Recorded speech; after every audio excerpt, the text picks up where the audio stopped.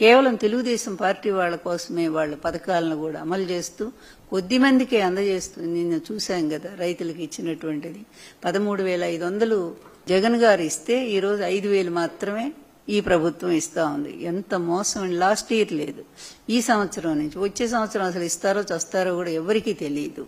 ప్రతి దాంట్లో కూడా అరకొరగా చేస్తూ ఈ విధంగా ప్రజలను మోసం చేస్తూ ఈ హామీలన్నీ కూడా తుంగలో దొక్కుతున్నటువంటి వీళ్లు ఎంత అబద్ధాల ప్రపంచాన్ని సృష్టించుకొచ్చారో. మరి అతను తన కొడుకైనా మంచి ప్రయోజకుని చేస్తాడనుకుంటే వాడిని కూడా తీసుకొచ్చి ఈ విధంగా ఒక అబద్ధాల చట్టంలో బిగించేసి అతనే తన వారసుడిగా ప్రకటించుకొని రేపు ఇలాంటి వాడు ఇప్పటికే చంద్రబాబు పరిపాలన ఏంటో చూశారు జనం, విసిగిపోయారు. ఇతనంతటి ఇతను ఎప్పుడూ గెలవలేదని అందరికీ తెలిసిన సత్యం. ఎలా గెలుస్తాడనేది కూడా అందరికి మొన్న జరిగిన ఎలక్షన్స్ అయితే ఇప్పుడు ఈవీఎంల మీద చాలా పెద్ద రగడ జరుగుతూ ఉంది. అది బయటకు వస్తే వీళ్ళ పాపం ఏంటో పూర్తిగా పండినట్టే నాకు తెలిసి. ఈ ఎన్నిక ఆంధ్రప్రదేశ్ ఎన్నిక రద్దయితే మాత్రం అప్పుడు ఉంటుంది వీళ్ళది ఏంటి. ప్రజలు సిద్ధంగా ఉన్నారు. ఎందుకంటే నిజంగా పరిపాలించినటువంటి వాడు, ప్రజల కష్టసుఖాలు ఆదుకున్నవాడు, కరోనాలో వాళ్ళకు అండగా నిలబడినటువంటి వాడు, ఇచ్చిన హామీల క్యాలెండర్ ప్రకారంగా ఒక్క డేటు కూడా తేడా లేకుండా అన్ని కష్టాల్లో ఉండి కూడా కేవలం 100 కోట్లు మాత్రమే కదా ఈ చంద్రబాబు ప్రభుత్వం మిగిల్చిపోయింది. అలాంటి దాన్ని అంత పెంచుకుంటూ పోయి చివరి అన్ని పథకాలను కూడా అమలు చేసినటువంటి ప్రజానాయకుడైన జగన్మోహన్ రెడ్డి గారి పరిపాలన ఎక్కడ.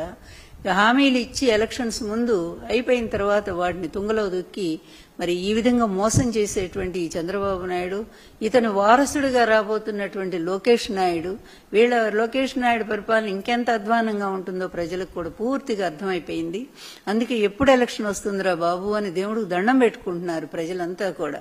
నేను కూడా ప్రజలను ఒకటే కోరుకుంటున్నా, పొరపాటును కూడా మళ్లీ ఈ ఇద్దరిని తండ్రి కొడుకుల్ని రాజకీయ రంగం నుంచి దూరంగా పంపాల్సిన అవసరం ఉంది. ఇప్పటికే సమాజం సర్వనాశనం అయిపోయింది, వ్యవస్థలన్నీ నాశనం అయిపోయింది. ప్రతి దాంట్లో వీళ్ళ మనుషులేనా? సిబిఐలో కూడా వీళ్ళ మనుషులే ఉంటారు, ఈడీలో వీళ్ళ మనుషులే ఉంటారు. న్యాయ వ్యవస్థ అయితే చెప్పేదే లేదు. ఎన్నిసార్లు న్యాయ వ్యవస్థను తప్పుదారి పట్టించారు వీళ్ళ లాయర్లు, వీళ్ళంతా కూడా.